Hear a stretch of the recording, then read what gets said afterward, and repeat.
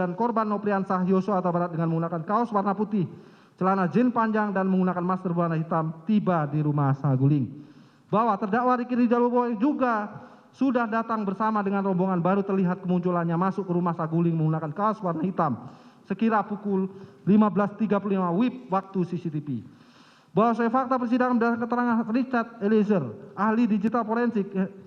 dan barang bukti bahwa pada saat saksi Putri Candrawati dan rombongan tiba di rumah Saguling, lalu saksi Putri Candrawati di luar kebiasaan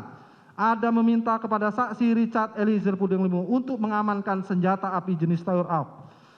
ke lantai 3 untuk diletakkan di lemari senjata yang tempatnya hanya diketahui oleh saksi Ferdi Sambo dan saksi Putri Candrawati saja,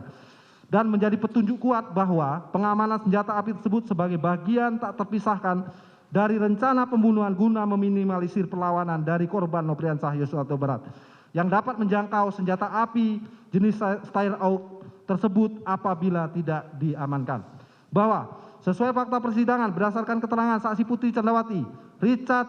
saksi Ajan Romar dan Prayogi, sesuai kebiasaan senjata api jenis Steyr AUK nomor pabrik 14 USA 247 selalu disimpan oleh ajudan di kamar ajudan, bukan di lemari senjata api milik saksi Ferdi Sambo dan yang ada di lantai 3. Bahwa sesuai fakta persidangan berdasarkan keterangan saksi Richard, ahli digital forensik dan barang bukti, berdasarkan perintah dari saksi Putri Candrawati kemudian sekira pukul 14.58 WIB waktu CCTV, saksi Richard Eliezer Pudeng membawa senjata api jenis Steyr AUK ke lantai 3 dan meletakkan senjata api tersebut di lemari senjata yang ada di lantai 3 atas arahan dari saksi Putri Candrawati.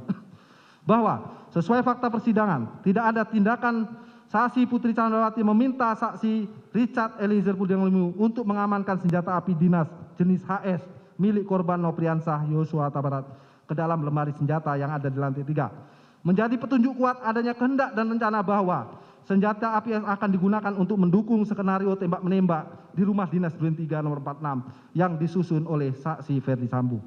Bahwa sesuai fakta persidangan berdasarkan keterangan saksi Richard Eliezer Pudeng Lumiu dan keterangan terdakwa sendiri benar, setelah sampai di rumah Saguling tidak ada niat baik terdakwa untuk mengembalikan senjata api dinas jenis HS milik korban yang sudah diamankan dijauhkan selama 1 harian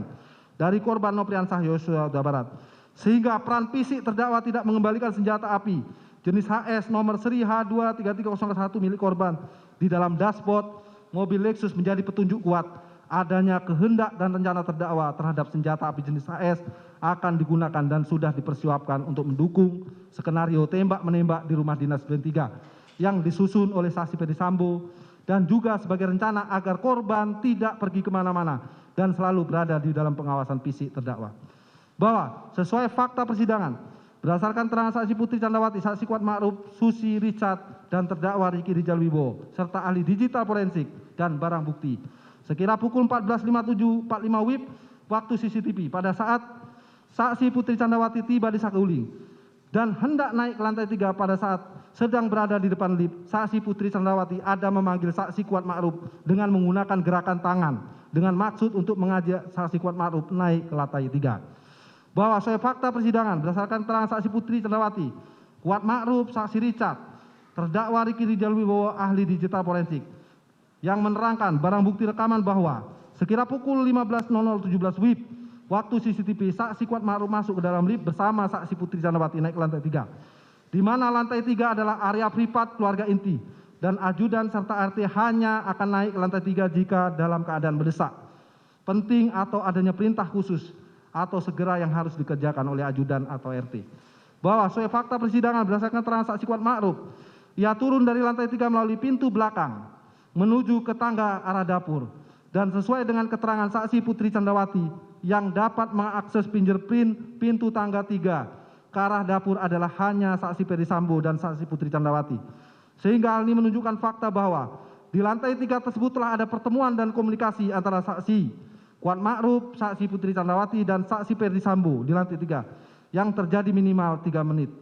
Sehingga menjadi petunjuk kuat adanya waktu yang cukup dan memadai dalam penyatuan kehendak, komunikasi serta penguatan skenario antara saksi Kuat, saksi Putri Candrawati dan saksi Ferdi Sambo di lantai 3 tersebut. Yaitu dilihat dari arah saksi Kuat Ma'ruf turun melalui pintu belakang menuju ke tangga arah dapur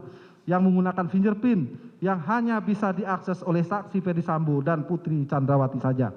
Bahwa sesuai fakta persidangan berdasarkan keterangan saksi Richard, ahli digital forensik, dan barang bukti menerangkan sekira pukul 15.03 WIB waktu CCTV, saksi Kuat Ma'ruf keluar dari rumah dan dilanjutkan oleh saksi Richard melakukan tes PCR. Bahwa sesuai fakta persidangan berdasarkan keterangan saksi Ferdi Sambo dan terdakwa Ricky Rijal Wibowo, saksi Ferdi Sambo memanggil terdakwa Ricky Rijal Wibowo menggunakan handy talkie, dan kemudian sekira pukul 15.42.59 WIB waktu CCTV terdakwa Ricky Rijal Wibowo naik ke lantai 3 melalui lift untuk menemui saksi Ferdi Sambo.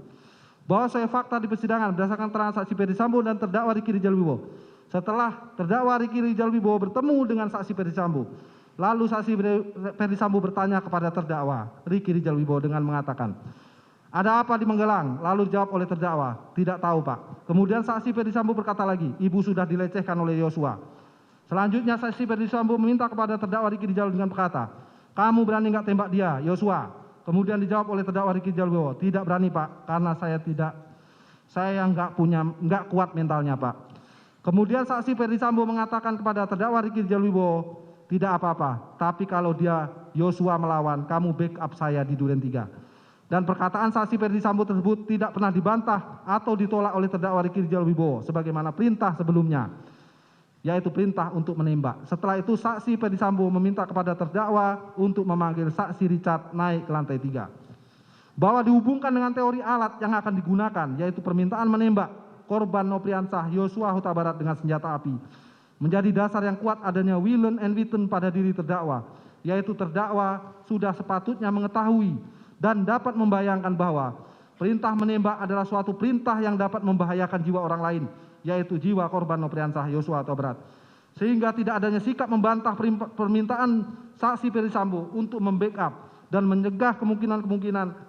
akan dilaksanakan penembakan di Duren 3 merupakan suatu kesengajaan terdakwa Ricky Rijal Wibowo telah menyatukan kehendak merampas nyawa korban Nopriansah Yosua Huta Barat bersama dengan saksi Ferdi Sambo dan Putri Chandrawati.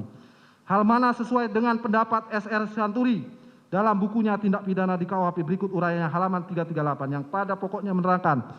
kesengajaan itu dapat disimpulkan dari kemungkinan yang paling logis dari alat yang digunakan. Misalnya dosis racun yang cukup banyak diminumkan kepada korban, maka tidak lain kesimpulannya adalah pembunuhan. Demikian halnya perintah menembak, jelas terdakwa dapat mengetahui dan membayangkan bahwa kesimpulannya adalah untuk merampas nyawa korban Nopriansah Yosua Huta Barat.